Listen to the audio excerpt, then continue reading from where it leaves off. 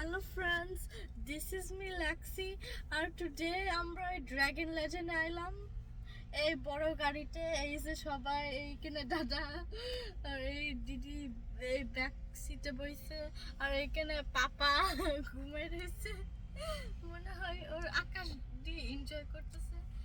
আর এই যে মা,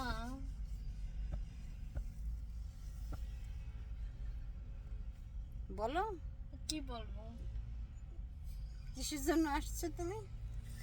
ওই ওই দিদির বার্থডে দাদা দিদি দাদা দিদির বার্থডে সেলিব্রেশন। আর আমরা কার জন্য অপেক্ষা করতেছি? কার জন্য অপেক্ষা করতেছি?